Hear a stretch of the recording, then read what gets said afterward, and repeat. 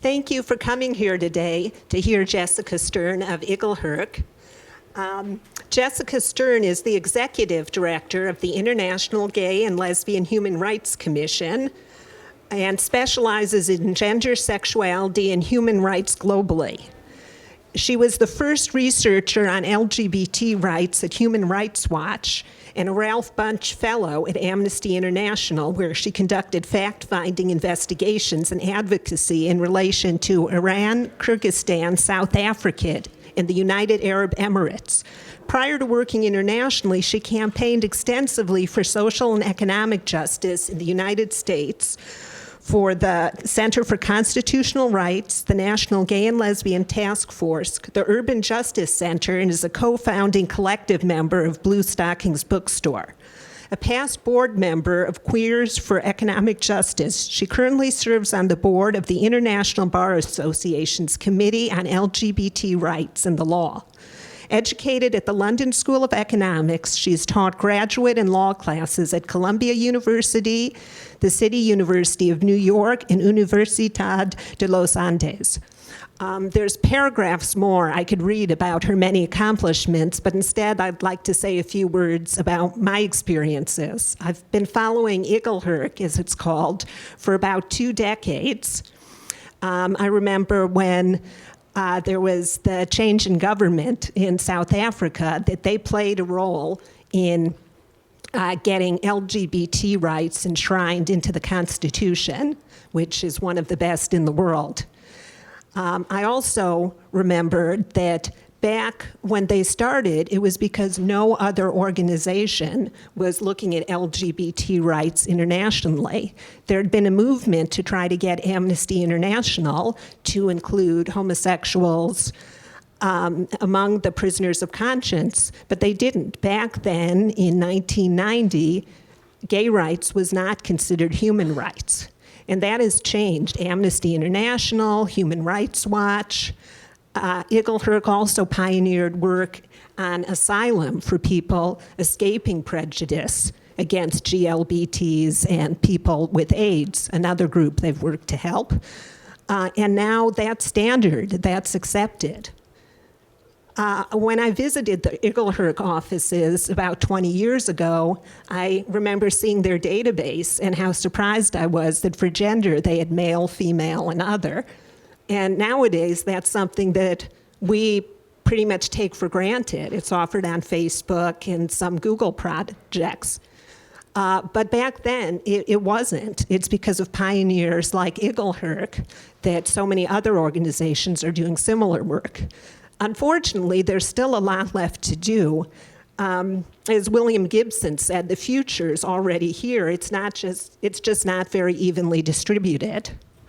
So there have been tremendous advances in GLBT rights in the United States and some other countries, although more remains to be done.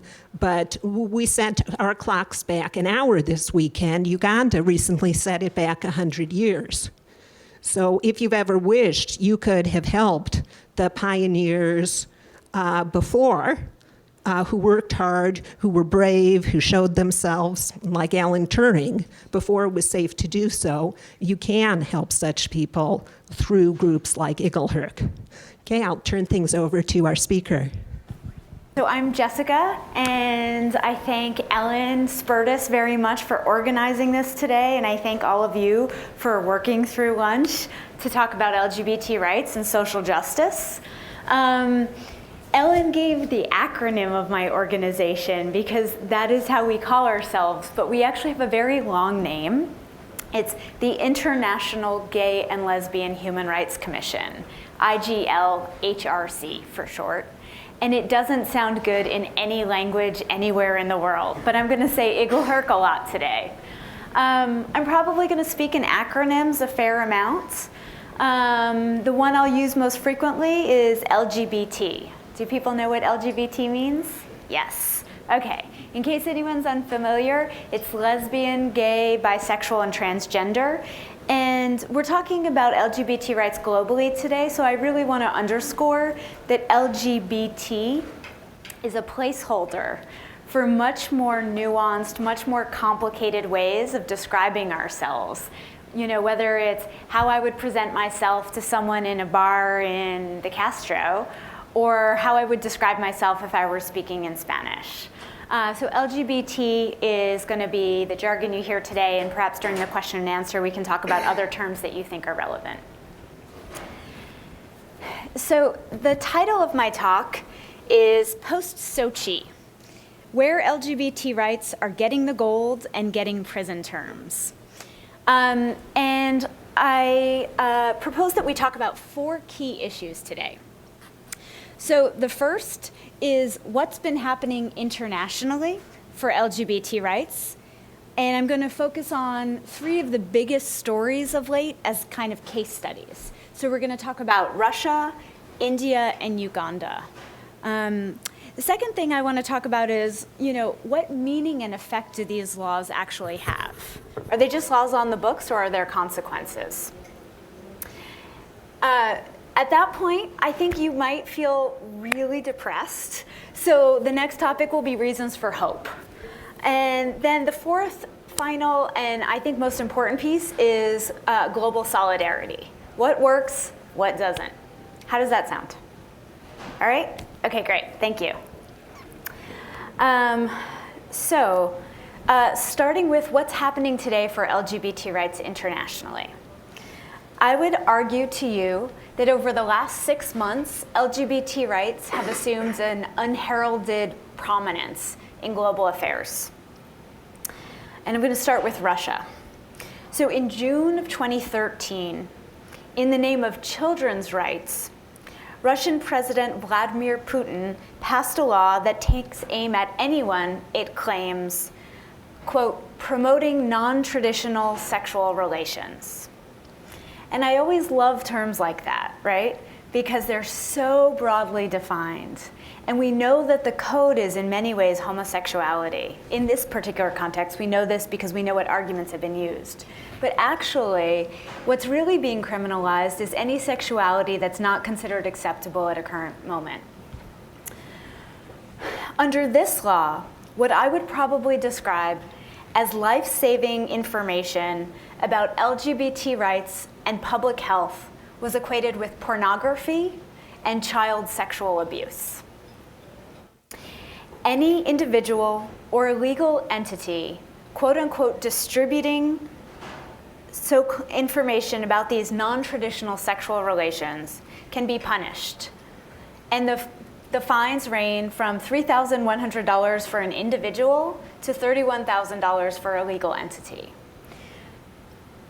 And I have to tell you that I don't know a single nonprofit anywhere in the world, whether in Russia or elsewhere, that has $31,000 to spare because they've been doing LGBT rights education. And I definitely don't know a single activist anywhere that has $3,000 to spare. And given that we're at Google, I think it's important to say that the fines range in size, but the steeper fines are for information that's distributed online. So information that anybody can get to is some of the information that is seen as the most threatening, the most criminal. And I want to mention that prior to President Putin's signature, the lower chamber of the Federal Assembly, the State Duma, passed this bill unanimously. But there's good news. This terrible bill was enacted, but outrage erupted internationally. So let me run through some of the examples of this. First, you probably read about it in the media, right? Because it was everywhere. The media ran story after story about what was happening in Russia. Second, even the International Olympic Committee had to get involved because pressured by LGBT activists, they actually raised concerns with the Russian government to ensure the safety of LGBT athletes and tourists during the Sochi Winter Games. There were people who questioned whether Russian products should be boycotted entirely. And there were even some, not too far from here, who dumped vodka that they thought was made in Russia into the harbor. Russian LGBT activists had to organize. So imagine a country as vast as Russia. There are many different organizations working for LGBT rights. There are many allies working alongside of them. And they had to form a coalition and find unanimity because suddenly they had to answer questions flooding in from around the world about what was good solidarity and what would be hurtful. Celebrities from Lady Gaga to Madonna to Elton John spoke out against the bill. And you know that an issue has been mainstreamed when American Apparel starts selling t-shirts about it. And we go from Russia to India, hopefully with love. In 2009, the New Delhi High Court struck down the country's sodomy law. The sodomy law was a colonial inheritance from the British. And with it, the New Delhi High Court issued a verdict so stunningly beautiful in its affirmation of humanity and human rights that it became a model decision studied around the world.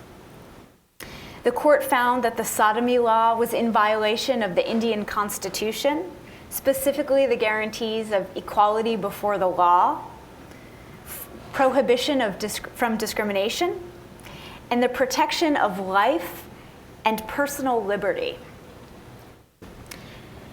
So as you can imagine, LGBT activists, LGBT people in India rejoiced. But the decision was appealed to a higher court, and in December 2013, the Supreme Court of India struck down the ruling. And with its decision, sodomy was again criminalized in India. Because of the influence of the decision of the New Delhi High Court, everyone was watching and waiting for years for this decision. Indian activists working through the coalition known as Voices Against 377 called for a day of solidarity, and in less than a week, on December 15th, vigils and protests were held throughout the world.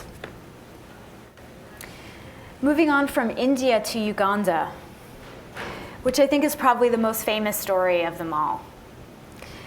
The issue of LGBT rights in Uganda resurfaced one Friday in December when the Ugandan parliament convened an extraordinary session to pass what was then known as the Anti-Homosexuality Bill.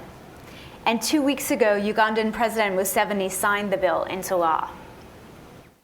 Never mind that homosexuality was already criminalized. Have you guys been hearing about Uganda? Yeah, yes. It's been hard not to hear about it because it's such a serious issue. And the reason why it's such a serious issue is because what's actually written into the law itself. So I'll just highlight 4 points about the law. The first is that the new law calls for life imprisonment for so-called serial offenders. So someone utterly boring like me, who goes home to my partner every day and tries to cook dinner but sometimes just succeeds in ordering takeout, I would be considered a serial offender, and I would be liable upon conviction to life imprisonment. The second point is that activism for LGBT rights is criminalized with conviction of up to 7 years in prison, and it is written into the law in a way that is so broad that human rights activists of all stripes can be targeted. So what you see is that this law is also being used to silence debate, to silence public opinion, to silence dissent. A third issue in my reading of the law is that it effectively sentences LGBT people to homelessness. And this is because, again, the law is written so broadly and punitively that any landlord would fear criminal conviction for up to 5 years for renting to someone suspected of being LGBT. And in that scenario, what I think is also really important is that the rule of law doesn't really matter, because you don't get charged, you don't go before a magistrate. It's the mere perception that you're LGBT that makes you guilty. And the fourth and final point that really strikes me about the Ugandan law is that it effectively requires Ugandan to tell on Ugandan, parent to tell on child, neighbor to tell on neighbor, in a complete erosion of the social fabric, or else face between 5 and 7 years in prison for, quote, aiding and abetting homosexuality. A law so far-reaching and so damning is not good for anyone, whatever your views are on homosexuality and transgenderism. At the signing of the bill, President Museveni announced that homosexuals, and I'm going to quote him here, should rehabilitate themselves, and society should assist them to do so, end quote, leaving little doubt as to his intention to reinforce his own political career on the bodies of LGBT Ugandans, human rights defenders, and their allies. But significantly, the world noticed. Within days, President Obama said, and I quote, "Enacting this legislation will complicate our valued relationship with Uganda." The governments of Norway and the Netherlands, both major donors to Uganda, announced that they would redirect portions of their foreign aid away from government programs in Uganda. And in a third example, the World Bank announced that it would delay a $90 million loan to Uganda. But I want to underscore that when we're talking about LGBT rights in other people's countries, we have to also think about LGBT rights here in this country, in the United States. And things have been looking pretty good for LGBT people in the US, and that's something that we celebrate. And I really celebrate it standing here in California, given all the work that people have done here to achieve the progress that we all are now enjoying. But I want to remind everyone that it was just last month that the Arizona legislature passed a bill that would have made it legal for businesses to refuse service to anyone they perceive to be as LGBT. And it took the governor's veto to prevent this bill from passing into law. And so I think it's not surprising that the Atlantic magazine, which is a 125-year-old mainstream journal that studies policy and current events, wrote an article a month ago about how Sochi became the gay Olympics. I want to move on from the kind of theory of the law to the effect of the law. Because as we know, it's one thing to have a law in the books, but it's quite another thing to see how it's implemented and what impact it has on people's everyday lives. So starting with Russia, LGBT Russians and mainstream human rights activists tell IGLHRC that the anti-gay laws are a test for a crackdown on vulnerable groups across Russia more broadly. Today, they say, it is the LGBT community, but tomorrow it could be immigrants and racial, religious, or ethnic minorities. They tell us that the treatment of LGBT Russians is a litmus test for a broader right-wing momentum around state power. Putin's influence in the Ukraine and deployment of troops of late has underscored their analysis. And I just want to underscore, this is not about Russian bashing, because there has been all too much of that lately, and there's an ugly history of Russia bashing in the United States. This is actually about understanding that there is always a difference between society and the government. But I do want to say that when the government sacrifices one group, when the government incites hatred, there are consequences. Neo-Nazis and gangs of thugs have rounded up those they suspect of being LGBT in Russia, shaved their heads to out them, beaten them severely, and then bragged about these beatings by posting videos online.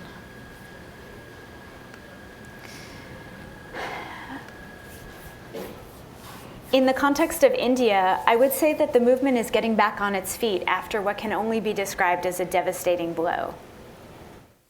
Lawyers for 377 filed something called a review petition that amounts to an appeal, but it was rejected. And they are regrouping and figuring out next steps, because clearly justice through the courts is going to be a long time coming.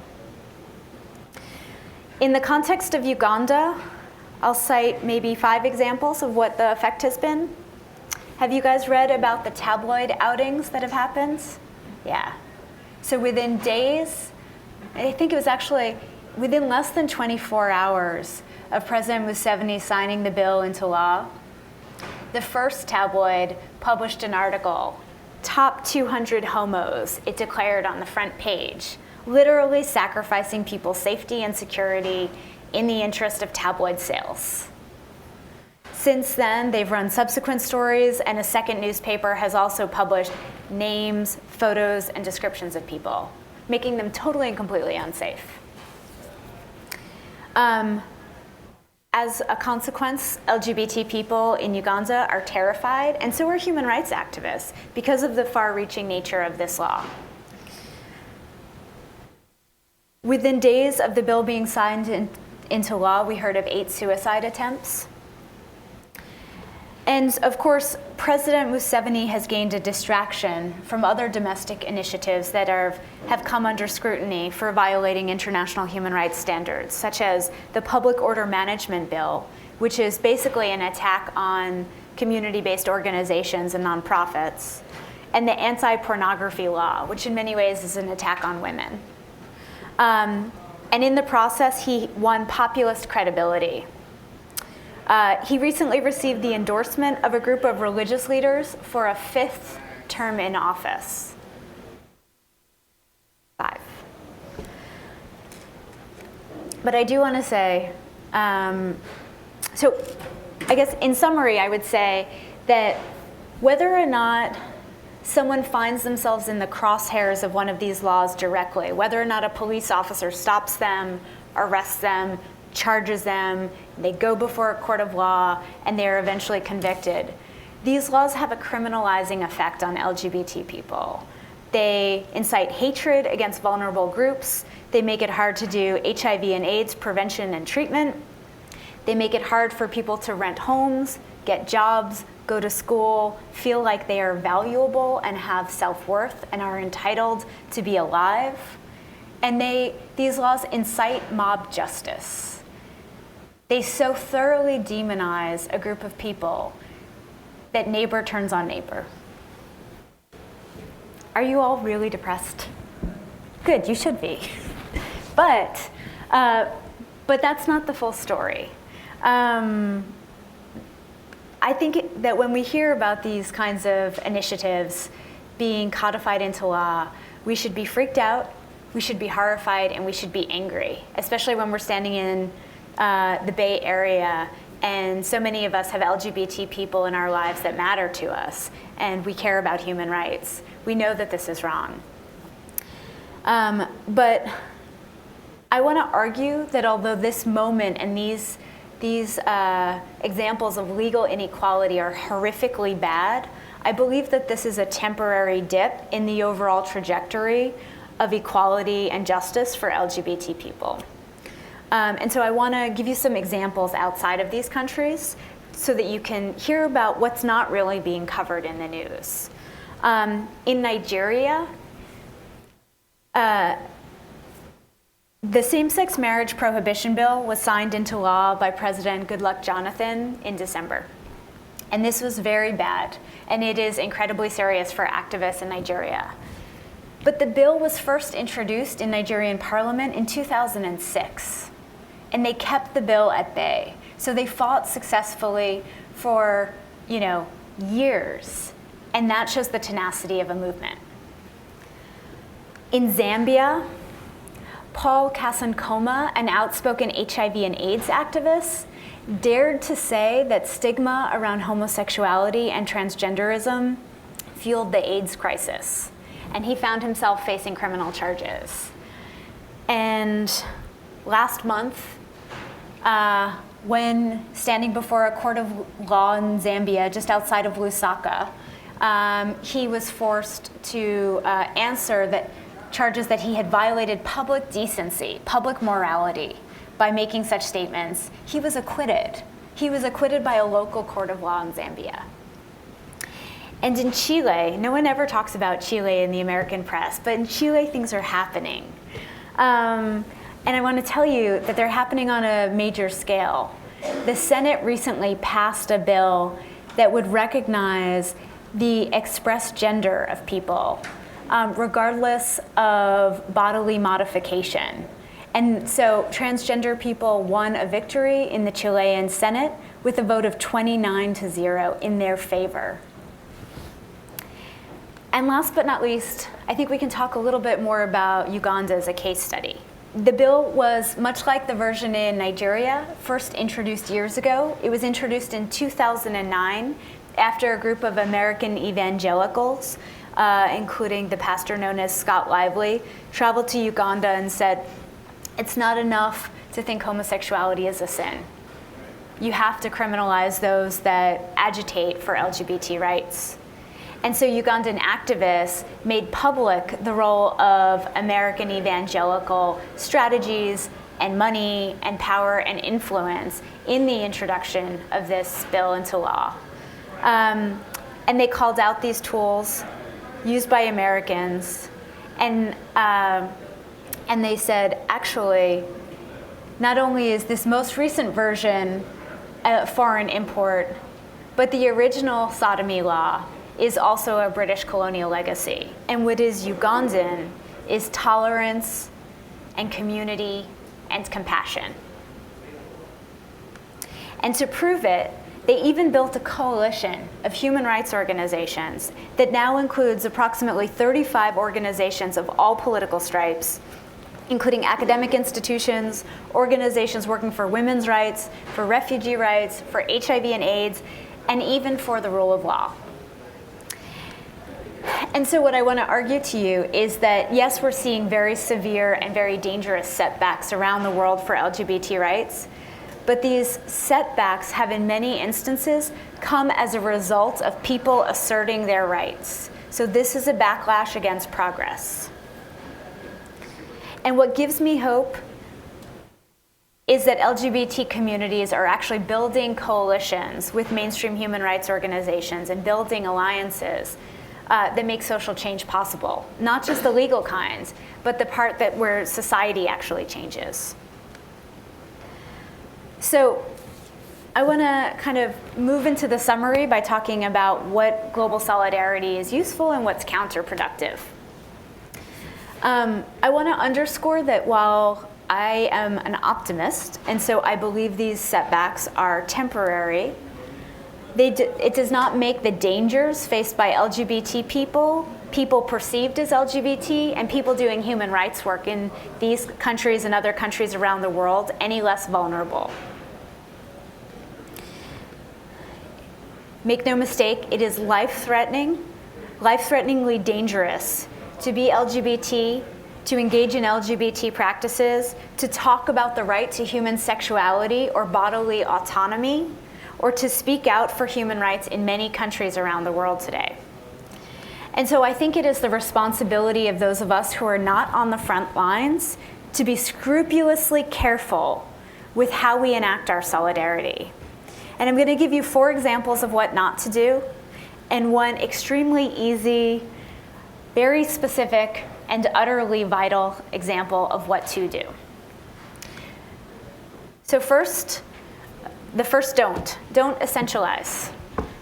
Don't think that all Russians, Indians, or Ugandans are homophobic or transphobic. Perhaps this is obvious, but you would be surprised what you read in the comments pages under articles and what people have said to me. Don't think that all people in Eastern Europe, South Asia, or East Africa are either. You know about these laws because LGBT people, their families, their friends, their religious leaders, their human rights colleagues are standing alongside of them and made these examples international news. And there is always a difference between a government and its people. The second thing I would not recommend that you do is play Noah's Ark. Don't fantasize about it either. Don't think that all Russians, Indians, or Ugandans want to leave their country and or come to the United States. Some do, and we have an obligation to make it easy for those people who need asylum and refugee status to get the services and support that they need. This should be obvious. But it should also be obvious that not all LGBT people can ever leave home, and there is no such thing as an LGBT country. So we have to invest our efforts, our solidarity in making sure that people can live in their homes with their families safely. The third thing is very important. I know that Google employees have a history of philanthropy. So the third don't is don't donate foolishly. I'm speaking to you seriously about this. Don't donate money without knowing where it's going. There is currently a website circulating. I'm intentionally not naming this website, but it claims to be fundraising to get all LGBT people out of their countries in harm's way. Please don't be naive. The savior complex does no one any good.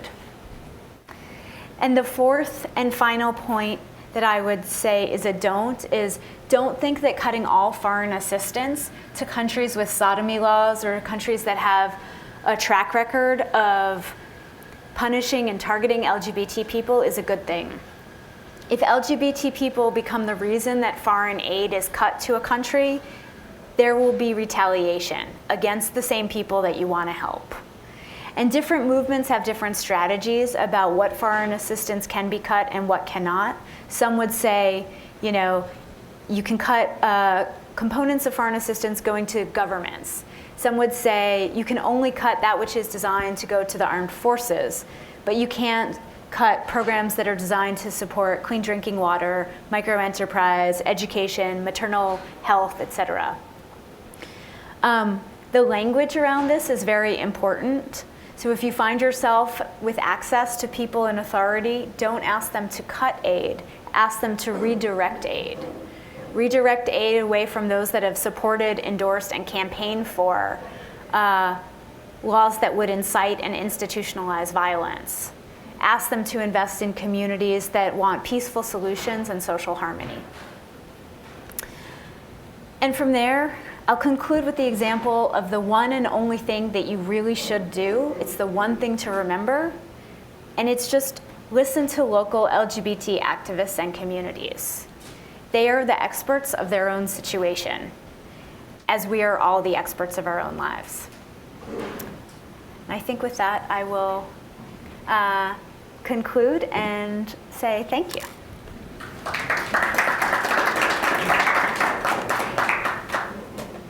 This is just outrageous and awful, and we need to do things about it. And thank you for stepping up and coming and talking to us. I'm just trying to think of things that we can do with you, because we have different skill sets that we bring. So I don't know exactly where to take that, but kind of an offer to brainstorm about that. And I also, things don't just happen, people do things, as we know. So I thought your point about local activists are going to be the ones who change their own country. Similarly, local oppressors are doing the work too. And so being conscious about who and kind of attacking at the roots of things seems like a good strategy. We have an office in Kampala with Googlers there. We have many offices actually across Africa and in a lot of places where there's a lot of rights work going on. So maybe some of them are teammates, I don't know. So I don't have an exact thing, but if I guess sort of an ask to Googlers here and on line wherever you are, or who might watch NBC, if they have ideas, I'm interested in figuring out what we might do. Pretty hard stuff. I think there's a lot that Google could do, and I'd probably want to give it a little bit more thought than off the cuff, because you're powerful and you should use that power well. I think ensuring that all of your office places are safe regardless of what country people are working for you in is of the utmost priority. I think that where Google has access to government and where you have conversations with government officials, carrying the principles of non-discrimination is phenomenally important, and also making an argument that for business and human rights. When people are safe in the workplace, when people are safe as consumers, business flourishes. And I think there's a way that an organization like the International Gay and Lesbian Human Rights Commission can make that, but it has a totally different authority when it actually comes from a company saying that. I think there are I mean, just to kind of flag, there are huge issues around the safety and security of LGBT people online, going far beyond these countries. There are instances of internet entrapment that happen all the time. And online communication, online community building is so fundamental to LGBT communities around the world. I actually think it's one of the reasons that we've seen so much progress in the past 5 years, because people can find each other. And when you can find each other, you can start doing this movement-based work that's so important. But then the question is, how do you help make sure people are consuming internet services safely so that they can find each other? And we know of many governments that have set up entrapment strategies that have resulted in, a range of horrors for LGBT people. So I don't know what Google does around safety and security, but I think that would be really important to talk about. Hello, I'm Irvin. Hi, Irvin. Nice to meet you. I'm very involved in this, as I actually have 3 friends on the ground in Uganda, all of whom are running for their life right now. You said to work with local activists. So my first question is, how do we identify them? There's a lot of deception out there and a lot of groups of dubious value. You said you don't want to name names. I'm going to ask you to name names. Who is actually effective and useful, especially in Uganda, but other places as well? Well, Uganda's a great example where people actually have come together, and there's something called the Civil Society Coalition. It's the group that I was talking about earlier. It has been an incredibly useful place to turn to for strategies about navigating the new law.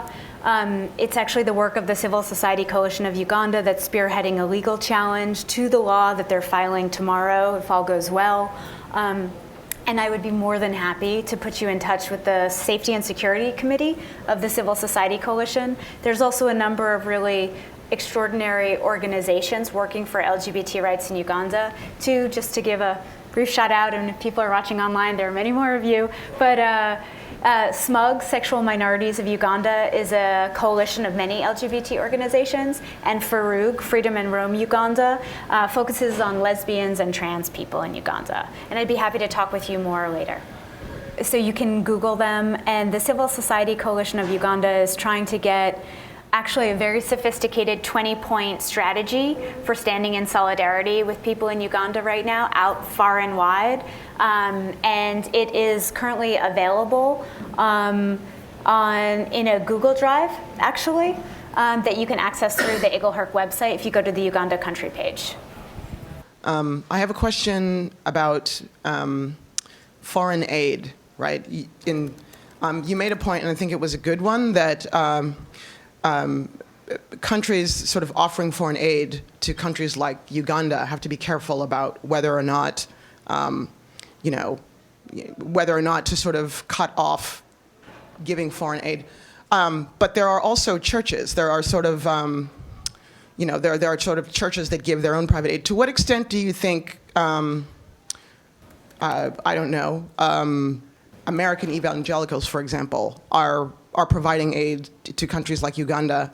And, do you think that had any influence on the Ugandan president's decision to sign this law, right? I mean, perhaps he doesn't really worry about not receiving U.S. government aid because he can get aid from private churches. It's very hard to track money. So there have been scholars and activists who've been trying to track the money that has flown from right-wing American evangelical churches into Uganda. Some have been more successful than others. I would direct you to the work of the Reverend Dr. Kapia Kaoma as one person who's done work on this, and another person is Jeff Charlotte.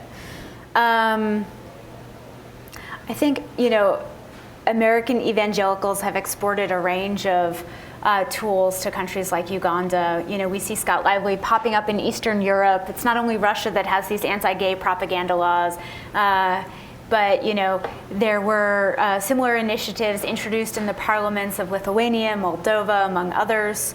And some of this has to do with money, but it also has to do with access to power, access to American politicians, access to American companies, and less tangible enticements.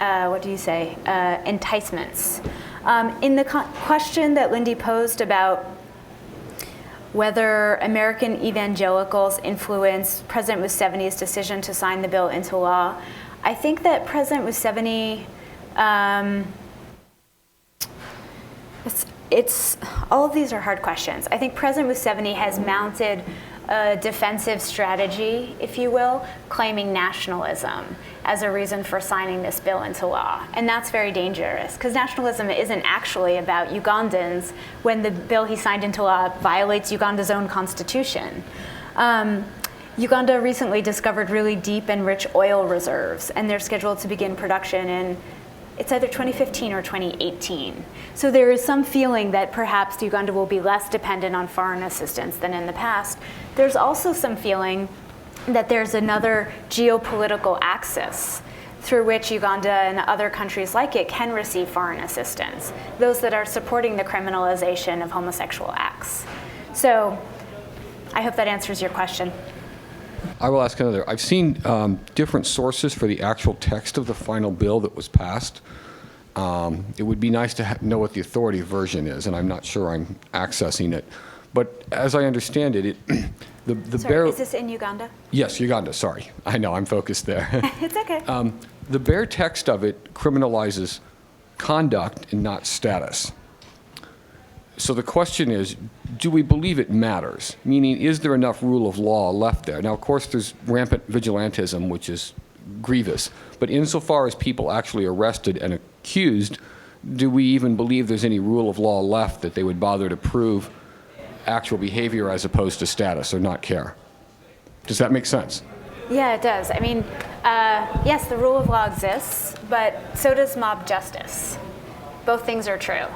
I do want to say that there's reason to have hopes from the Ugandan courts. In 2010, a tabloid that existed at the time did publish the names, photos, and home addresses of a number of LGBT activists, putting them in direct harm's way. One of those individuals who was targeted in the paper was David Kato, an activist who may be familiar to some of you because he was subsequently murdered. And the High Court of Kampala actually heard a case on this particular issue, and it was the case of Kasha Jacqueline versus Rolling Stone. And I'm happy to report that the Ugandan court actually ruled in the activist and LGBT community's favor in a really excellent decision that recognizes the right to privacy, among other things. So I think there is hope through the courts. And you have to believe in the rule of law and work for it, because that's what we have. It seems that both the Russian and the Ugandan law criminalizes support of LGBT rights as well. Yes. So how does that stifle organizations that try to argue this in the court? I mean, are they still able to do that? Lavish, you're asking an excellent question. I mean, how do you say that a law is unconstitutional when it's against the law to say that the law is unconstitutional? I mean, that's basically what this is. I think that the laws that have recently been introduced and passed into law in Uganda and Nigeria have very little to do with criminalizing homosexuality again, because homosexuality was already against the law under the penal code. I think it's really an attack on activism. And so I think it's, I don't think there's any easy answer to your question, and I would just underscore that groups doing work around LGBT rights in these countries are wondering how they can continue to exist. They're literally fighting for their own survival, and they're fighting courageously and strategically, but put yourself in their situation. You know, everywhere I look around here, I see the word Google, because that's where you work. So your office is branded. Now, what if Google meant LGBT? Everything about this space would suddenly become a liability. So I think these are very difficult questions, and we just have to keep monitoring the situation and hope that the laws are thrown out. Thank you for coming, all of you, but especially Jessica.